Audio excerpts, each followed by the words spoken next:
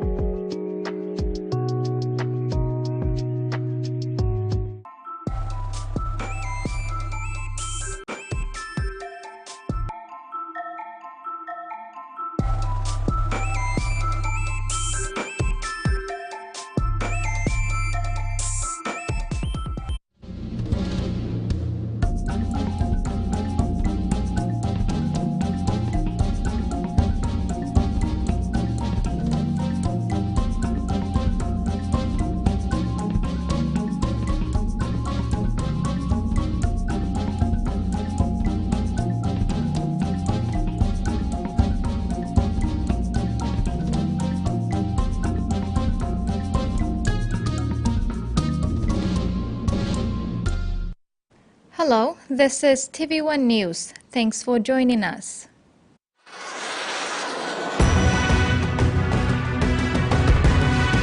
In this edition, public servants challenged to perform, cry out for restoration of government services, and BNL clarifies on recruitment. As it is the tradition now of Papua New Guinea, a Christian nation, everything starts with God, and so the main engine room of the country, the public service, dedicated 2023 working year to God yesterday. In Port Moresby, public servants from all departments and ministries gathered at the Sir John Guy's Indoor Stadium together with the Prime Minister and Ministers of State to observe the occasion. The dedication service with the theme Building the Nation with Integrity and Skillfulness through the Public Service started with a welcome address by the Chief Secretary to the government, Ivan Pomalil. The public service and government work in collaboration with the church saw the body of Christ. Pastors, leaders were present. The Minister for Religion, Youth and Community Development, Jason Peter, thus remarked on the day as well. Today we are all gathered here to firstly dedicate our lives as a public servant to the God of our universe, and then to incorporate an annual operational plan of our departments and our institutions.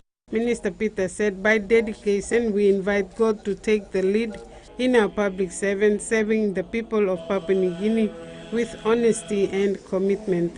And also by dedicating, we seek wisdom from God to make decisions in the best interest of our people and the nations and our nation without self-interest and undue influences. Minister for Public Service Joe Sungi addressed the public servants who were present as well as those from the provinces. He reminded the public servants to follow the theme in achieving their objectives with integrity. Integrity is the foundation of good governance. Protecting the country from debilitating behavior such as corruption, poor performance, while at the same time helping the country achieve its goals. Minister Sungi called for a good report and urged the public servant to make a new start in 2023. Frida Kana, TVWAN News. Public servants throughout the country, including elected leaders, have been challenged by Prime Minister James Marape to perform their duties with due diligence and integrity. The Prime Minister was keynote speaker at the Public Service Dedication Service yesterday at the Sir John Guy's Indoor Stadium in Port Moresby. Marape opened his speech by recounting his experience during the last week, traveling across the country, visiting extremely remote and most neglected people and places. Prime Minister James Marape reminisced his experience with the remote places he visited recently. Before that Wednesday and Tuesday, I was privileged to have visited, my brother said also, visited Wyong, closest government border post to the Indonesian border. People, they cried and said, Mr. Prime Minister, we think we're Indonesians. We thought we were forgotten. Broke my heart. There he met 13 faithful soldiers with worn-out uniforms and paid them respects. Mr. Commander, maybe we have not given enough money, but their shoes were torn as if the last time they ordered that shoe was 10 years or 20 years ago. Mr. Secretary of Defense. Only 13 of them. I said, Mr. Prime Minister, you're going by chopper to Bensweg. We are traveling 7 hours in the night by dinghy to come and catch up with you so that we remain on duty. When you rest, I said, I'm okay. You can stay. But through to their loyalty to the state and to our God, they said, you are head of our government, we will come tonight. And so they travel in treacherous swamp where mosquito and malaria is infested. Sure enough, they turned up 7 hours later to join me in Bensweg where I have united. Prime Minister Marape continued to lament on the level of neglect of the people in all the areas he visited, from Western Province to Southern Islands. He recalled the song that was sung in some of those places by women was empty, empty, while they hold up empty dishes and bilums, depicting how they had been neglected for countless years.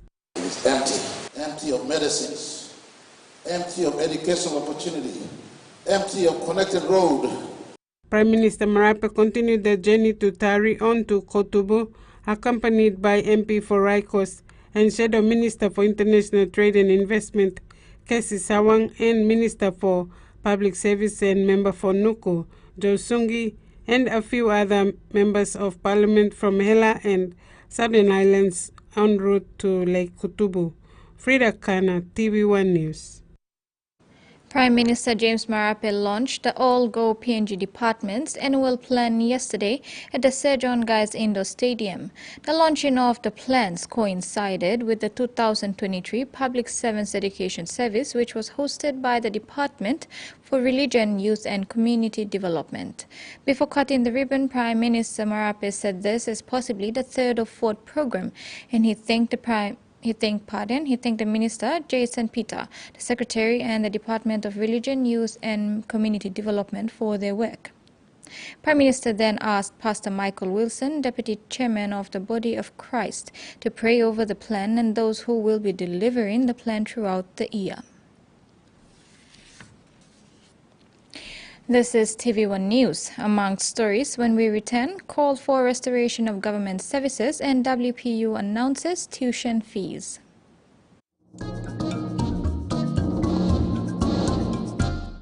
Get rewarded!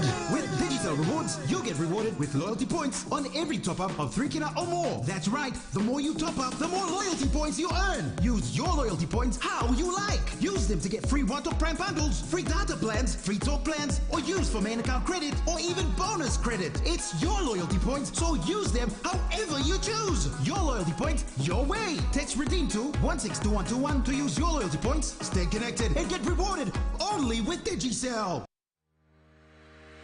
Video marketing is the latest trend in today's world. We at Trend Media have the expertise and unrivaled multimedia platforms to take your messages to the next level. Our TV1 platform gets the most audiences from Filipino dramas, popular sports telecasts, and up-to-date live news. Advertise on Digicel TV and TV1 to bring your messages to the center stage. For more information, contact Trend Media today. Save time and money and pay your TV bills with a breeze. Call us today on toll-free number 1515 to set up your monthly postpaid TV subscription. And if you do, you can watch Digicel TV on your mobile for free. No data costs and no additional subscription. Don't miss out. Call us today for your residential postpaid TV package today. Digicel TV. More channels, more choice, more value. Let's toast to the family.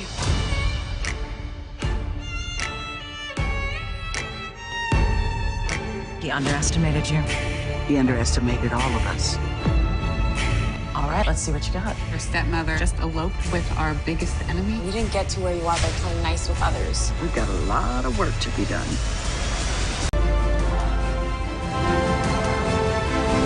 What is it? Answer me. Answer me, Gia! Was David the father? Spit it out already, Gia! Answer me! Now! Yes, it is! You're trash!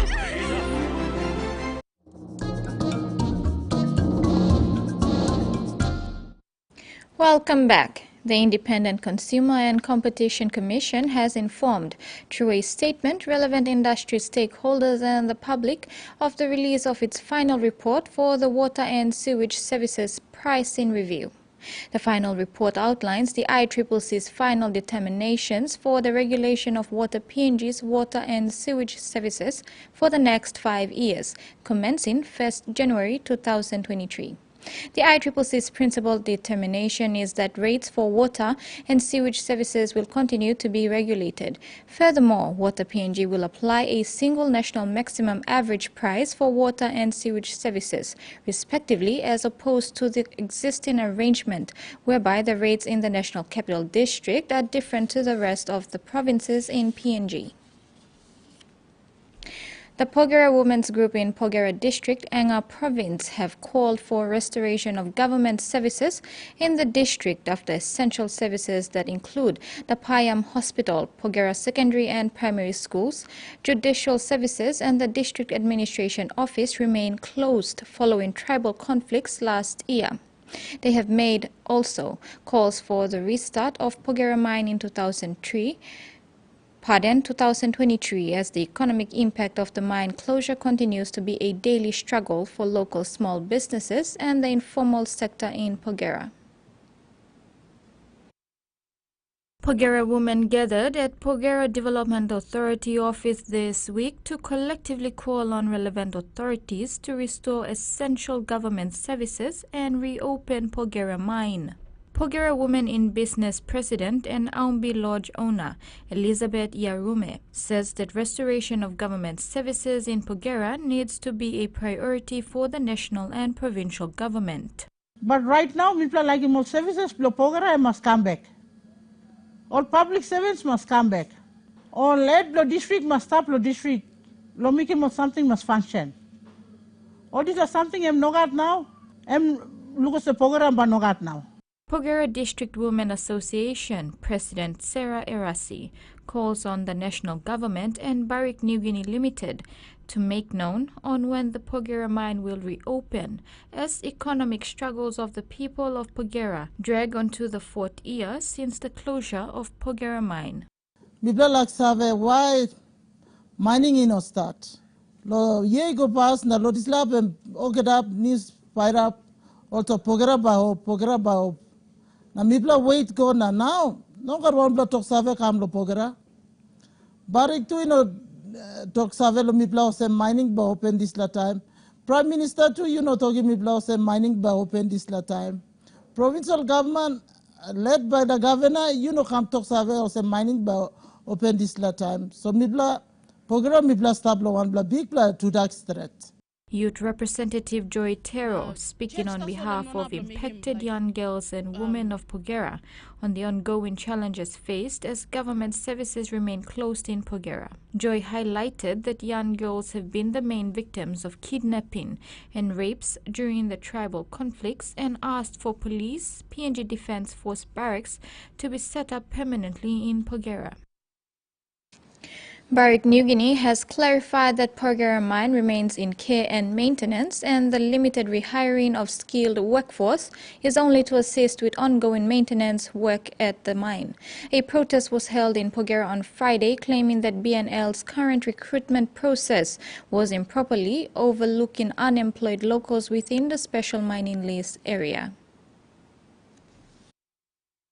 Barrick New Guinea Limited is aware that certain individuals have been creating false expectations of employment and spreading baseless claims of inappropriate hiring practices by Barrick New Guinea. Since the mine was placed into care and maintenance in April 2020, BNL has invested more than 1 billion kina in the hope and expectation that the various contractual and regulatory conditions for the reopening of the Porgera mine can be satisfied to allow for the restart. BNL stated that the ongoing maintenance at site requires highly skilled and experienced personnel to ensure operational readiness is maintained, and that its recruitment policy is based on transparency and best practices, giving first preference to skilled and experienced workers with a good track record. BNL clarified that due to the limited pool of local workers, they had to rehire a small number of skilled workers from beyond Porgera on short-term contracts. BNL said once the mine restarts, New Porgera will recommence the Job Ready program for the benefit of Porgeran youth. This provides the best avenue for inexperienced local youth to enter the mine workforce. Susan Oreape, TVWAN News. The management of Western Pacific University have announced that their 2023 tuition fees are 12,000 kina for all students. To be registered for the 2023 academic year, both self-sponsored and scholarship students are required to pay 75% of the 2023 annual fee for semester 1 during registration week in February 2023. Acceptance letters have already been emailed to successful applicants with relevant information. Successful applicants are encouraged to respond to their acceptance letter by 31st January 2023. The Western Pacific University was established by an Act of Parliament in 2014 and is one of the major impact projects initiated by the O'Neill government to address access issues faced by the higher-end technical education sector, the issue being the annual increase in influx of grade 12 students.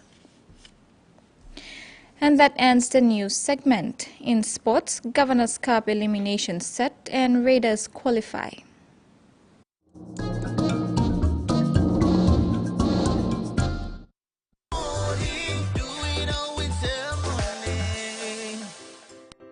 Receive money through Cell Money but don't know how to withdraw? Fiona here from the Cell Money team to show you how to withdraw cash from your Cell Money wallet. Cell Money is a digital service that allows customers to receive, store, and make payments using a mobile phone. With money in your Cell Money wallet, this is how you can make a withdrawal. Step 1. Dial *888# and select option 3, Withdraw Money. Step 2. Ask the agent for the agent ID and enter the agent ID and send. Step 3. Enter amount. Step 4. Enter your Cell Money PIN. You will receive an SMS confirmation and the agent will hand over the cash to the value you have withdrawn. While at the agent, check your balance to confirm the transaction before you leave. With Cell Money, withdrawal is that simple. Call our customer care on 888 for assistance and more information about Cell Money. Remember not to share your Cell Money PIN with others. It's easy, convenient, safe and secure. Do it all with Cell Money. Are you ready for football to get down to the nitty-gritty? Or whatever this is? Are you making plans for football? Flying for football? Flexing for football?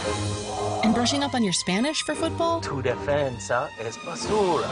Eso. Are you standing up, breaking down, and staying hyped for football? Good. Then you're ready.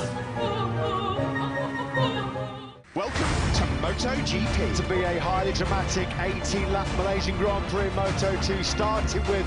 So that's a very decent middle sector for the Alpine. They only half a second. Oh, they have crashed! They've gone into each other!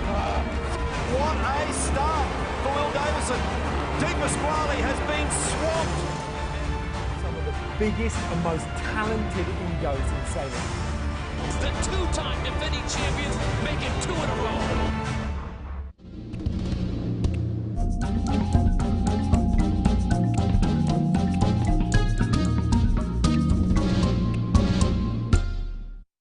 Welcome back. The first match in the NCD Governors Cup elimination finals played at the Mosby Southside Stadium today between Raiders Namona and JB Stingrays was decided on goal point after both teams were locked up 6-all at that regulation time, with both teams playing for keeps and showed a lot of resolve in their defense during extra time until Stingrays gave away a costly plenty within kicking range. Raiders then took the opportunity to convert into points for the 8-6 victory and qualifying for tomorrow's quarter-finals. Raiders captain Dixon Amir said although they missed a lot of opportunities earlier in the contest, they will take the win with a lot of confidence to the next round of the finals.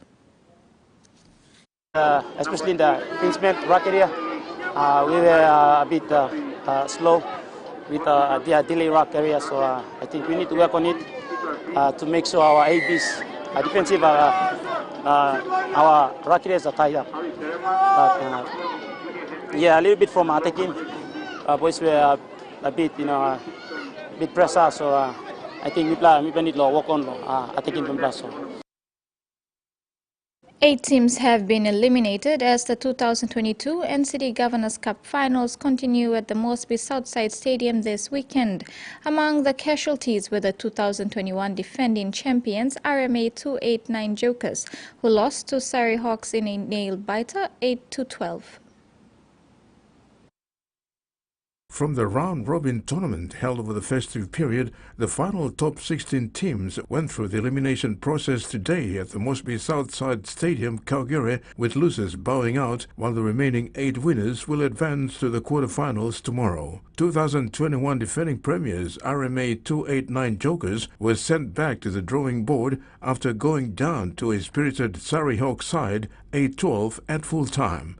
The Hawks started the match with a spring in their step that saw Galfiso fullback Gabby Towner slicing through the Jokers' line to take an early lead 6-0 until halftime. Jokers were able to rally their way back into the contest, keeping play inside the Hawks' half in the opening minutes of the second period until they were awarded a penalty right in front. They decided to take the two-pointer to trail 2-6 with still 15 minutes to go. From another wave of attack inside opposition's quarter, Jokers got over the line for their first try to draw level at 6-all. A successful conversion from wide out would put the defending premiers in front to take the win 8-6 and continue their title defense. However, only seconds from full time, Hawks' little number 9, Lonnie Bomai, put his body on the line when he got a well-timed pass to power a small frame over the Jokers' line for the match winner.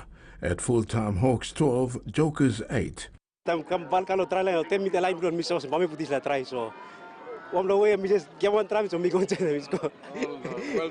A very happy Surrey Hawks coach, Saul Super, was over the moon and praised his boys for their never-say-die attitude.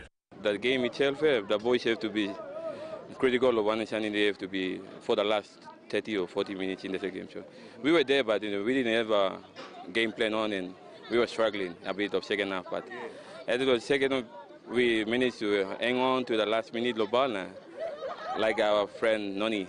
We call him the last bullet. That's his last nickname. So he managed to get everyone by surprise, even me too. But I live by the name, so Noni by the name by last bullet. So last bullet, our preparation was okay from the get-go of the game, and we won 3 games, and we said if we have to pull our socks, get the small things right. Hawks will now meet the winner of Borroco Bulldogs and the Coney Texas Reds in the quarterfinal tomorrow. Terry Longwood, TV1 Sports. And that wraps up another edition of TV1 News. Remember to apply the following simple measures to prevent transmission of the coronavirus. Regularly wash your hands with soap and water. Cough or sneeze into your elbow, and exercise social distancing. If you're feeling sick, please stay at home. You can also call the COVID-19 hotline number for more information or assistance. Pleasant viewing. Bye for now.